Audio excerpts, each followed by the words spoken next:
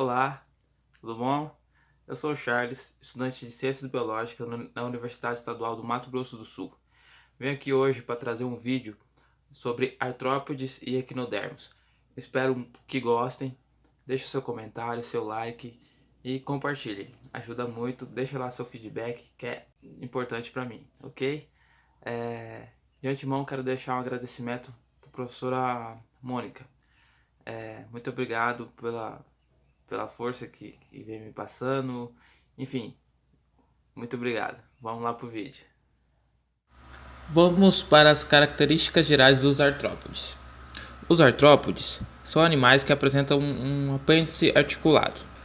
Os apêndices articulados são estruturas que podem ter diferentes funções. Elas são locomoção, as pernas, natação, nadadeiras, alimentação, mandíbulas, percepção do ambiente, antenas e defesa, que são as garras. São articulados e eles podem se dobrar, ou seja, eles executam movimentos semelhantes aos dos joelhos e dos cotovelos humanos.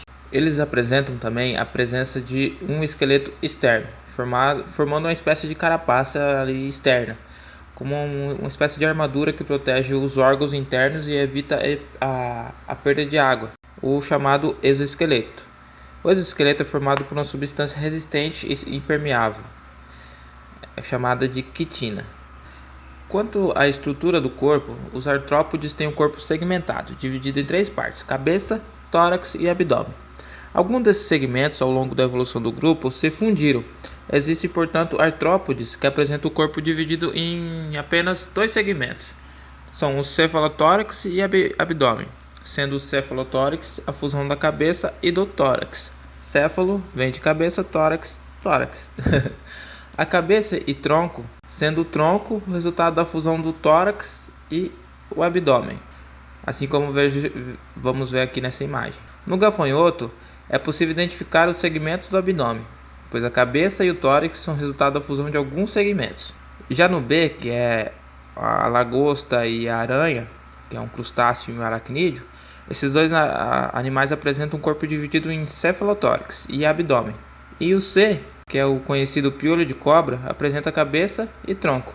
Quanto à alimentação dos artrópodes, ela é muito variada, ela é bem variada. Eles podem ser filtradores, filtram pequenas partículas da matéria orgânica e de plâncton presente ali na água. Podem ser carnívoros, que são os predadores, ou detritívoros. Os detritívoros são animais que vão se alimentar de restos de detritos orgânicos. Eles podem ser herbívoros ou ainda onívoros, que são predadores que se alimentam de plantas. Existem ainda artrópodes que parasitam outros seres vivos, como animais e vegetais. Já a reprodução, a maioria das espécies de artrópodes é dioica, ou seja, tem sexos separados, macho e fêmea. Mas há espécies monóicas, ou seja, hermafroditas. A fecundação pode ser externa, quando os gametas masculinos e femininos são liberados no ambiente e se unem fora do corpo do animal, ou interna, quando o encontro de gametas ocorre dentro do corpo da fêmea, assim como está na imagem. No besouro, ocorre a fecundação interna, já no crustáceo, uma fecundação externa. Após a fecundação, formam-se os ovos, que podem se desenvolver de duas formas: desenvolvimento indireto, quando nascem larvas que passam por diferentes etapas até chegar à forma adulta, que é a metamorfose, e o desenvolvimento direto, quando nascem indivíduos semelhantes ao indivíduo adulto, assim como mostra na imagem. Na mosca, o desenvolvimento indireto; no escorpião, desenvolvimento direto. O filo artrópode é constituído por espécies com características bem variadas na forma, no tamanho, na alimentação, no ambiente em que vivem e na maneira como se reproduzem. Podem ser divididos em artrópodes, ter três tipos de grupos de artrópodes: crustáceos, quelecerados e unirâmio. No crustáceo, a maioria é aquática, de água doce, marinhos ou de água doce. São poucas espécies, como o taçuzinho de jardim, que são terrestres e de ambiente úmido. Vamos para o segundo grupo, que são os quelicerados. Quelícera remete a pinça, chifre, antena. A maioria é terrestre. O caranguejo ferradura, apesar do nome, é um quilocerado que vive em ambientes marinhos. Geralmente o corpo é dividido em cefalotórax e abdômen. Possui 4 pares de pernas, não tem antenas e um par de pedipalpos e um par de quelíceras. Mas qual a diferença de quelícera e pedipalpos? Qual a função e tudo mais? Então vamos comparar aqui. Um escorpião e uma aranha. Os quelícerados apresentam um par de quelíceras, que são apêndices articulados, que executam várias funções, como capturar, manipular o alimento ao redor da boca. E também inocular veneno, prender outros animais ou ainda sugar sangue. Também tem um par de pedipalpos, localizados ao redor da boca, que podem atuar como órgãos sensoriais, no caso da aranha, ou para segurar presas. Vamos para o terceiro grupo. Os unirrâmios.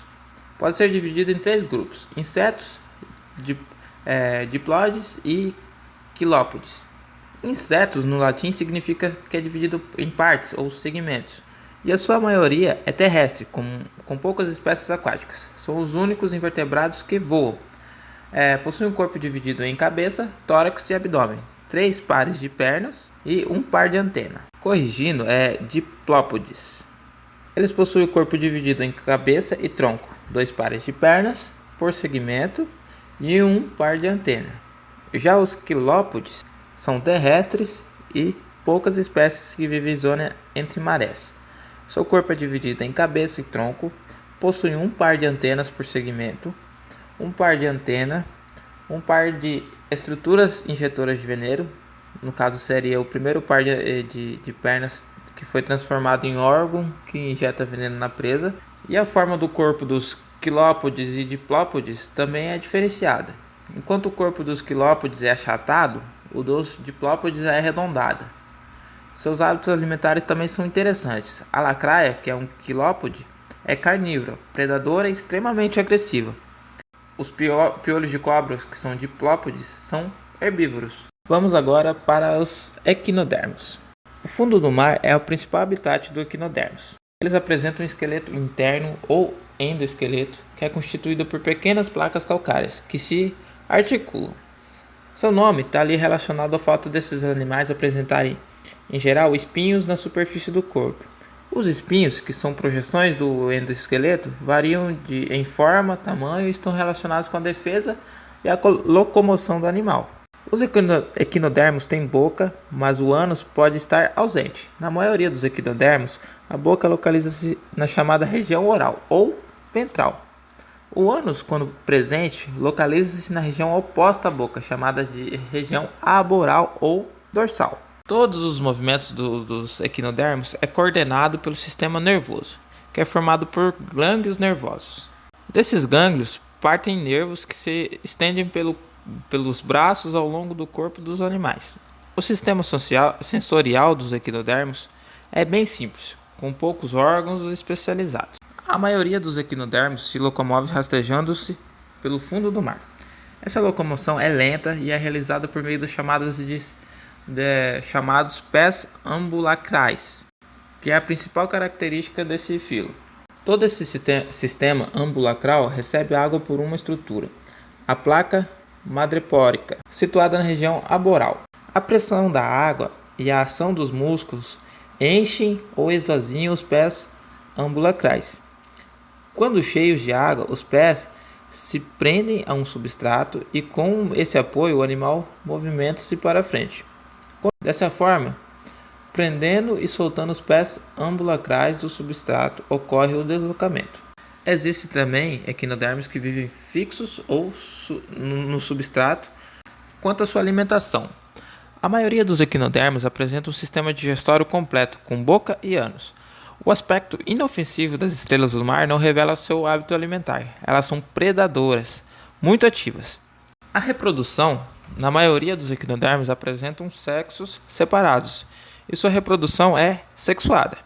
Em determinadas épocas do ano, macho e fêmeas lançam seus gametas na água, onde acontece a fecundação externa. Entre as estrelas do mar, há espécies que são hermafroditas. Uma curiosidade sobre os equinodermos é que na maioria deles a capacidade de regeneração é muito desenvolvida. Se uma estrela do mar perde um de seus braços, ela poderá regenerá-lo, formando um novo braço. E se perder um braço que tenha parte do seu disco central, onde fica ali a boca, este poderá originar uma nova estrela em algumas semanas. Eles apresentam alguns grupos. Eu vou aqui falando o nome e vocês vão observando as imagens. Os asteroides apresentam vários braços. Os equinoides, essa imagem é uma bolacha do mar. Crinoides, no caso aqui é um lírio do mar. Eles capturam partículas alimentares que estão ali suspensas. Ofiuroides são as serpentes do mar. Eles podem viver até em ambientes com profundidade de até 300 metros. O luturoide é o conhecido pepino do mar. Ele é alongado e não possui braços.